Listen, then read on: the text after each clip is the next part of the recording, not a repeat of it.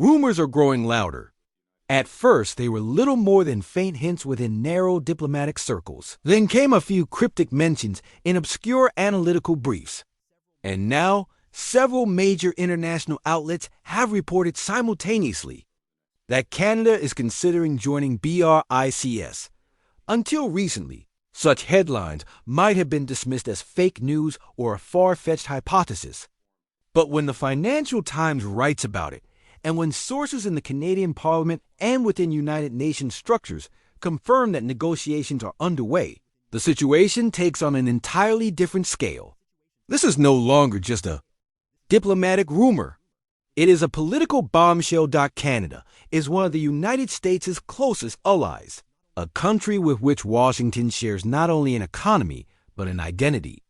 A NATO member, part of the G7, a neighbor, a friend, a partner, and now a possible turn toward BRICS, an alliance that Washington has already officially labeled a threat to global stability and a challenge to the world order built after the Second World War. This is a pivot to the east toward Russia, China, Brazil, India, and South Africa.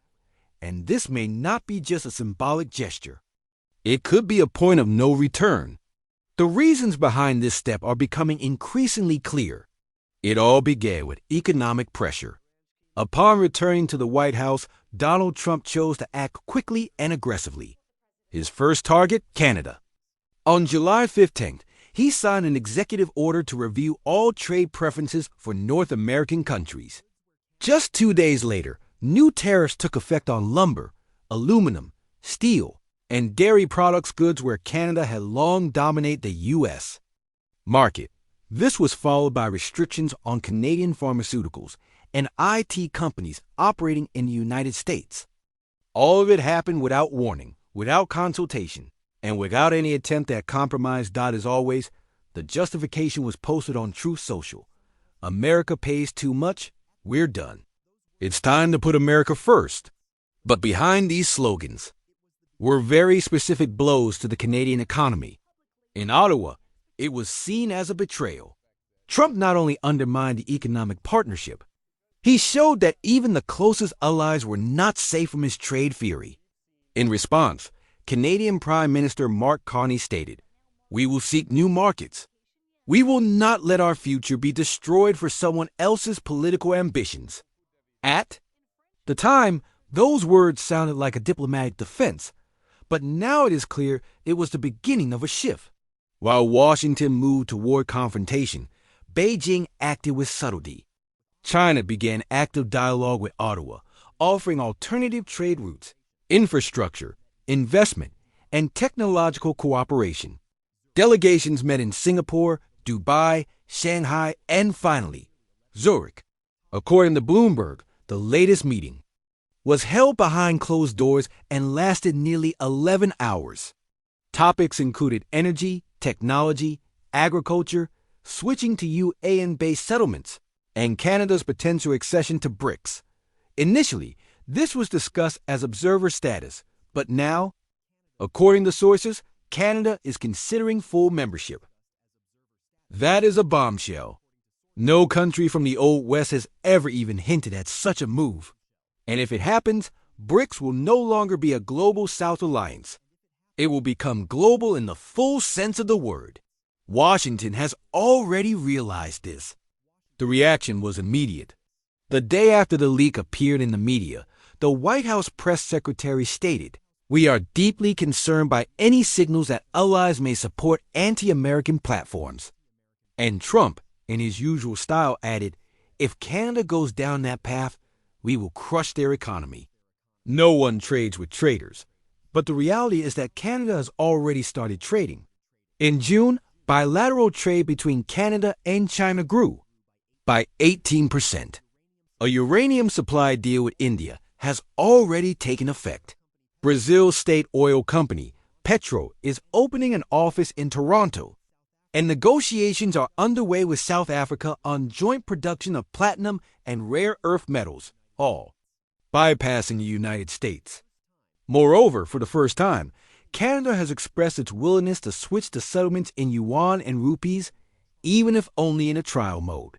This was a clear signal. the dollar is no longer the sole anchor. According to analysts, this became a real trigger for the United States. In response, Trump ordered an additional tax on all vehicles manufactured in Canada. The automotive industry is one of the key sectors in Ontario and Quebec. The move triggered panic in the markets. Shares of General Motors Canada, Magna, and Linear dropped by more than 9% in a single day. Labor unions are now demanding immediate countermeasures from Ottawa, and Carney, it seems, is ready to go further. In a recent closed-door meeting, he stated, "We spent too long in America's shadow. It's time to build our own axis." There is growing awareness within Canada's elite that the United States is no longer a guarantor of stability. It has become a source of risk. In this context, BRICS is offering something the U.S. no longer can: predictability. The alliance is actively expanding investment mechanisms, building its own development bank, implementing settlements in national currencies, and providing countries with an alternative to dollar dependence. For Canada, this is not so much a choice between East and West as it is a choice between dependence and sovereignty. If it was once believed that G7 countries would never leave the dollar zone, that myth has now been shattered. Even Canada, with its deeply integrated economic ties to the United States, may begin drifting toward BRICS, and that drift is already becoming visible in symbolic gestures. The Canadian delegation attended the Economic Forum in Kazan, where they held separate meetings with representatives from Russia, China, and Iran.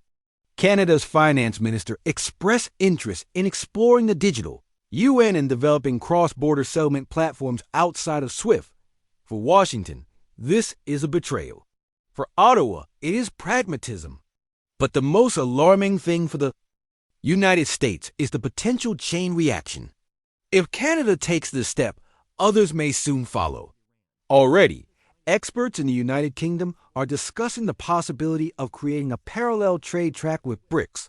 Plus, in France, the political left is increasingly vocal in its criticism of dollar dependency.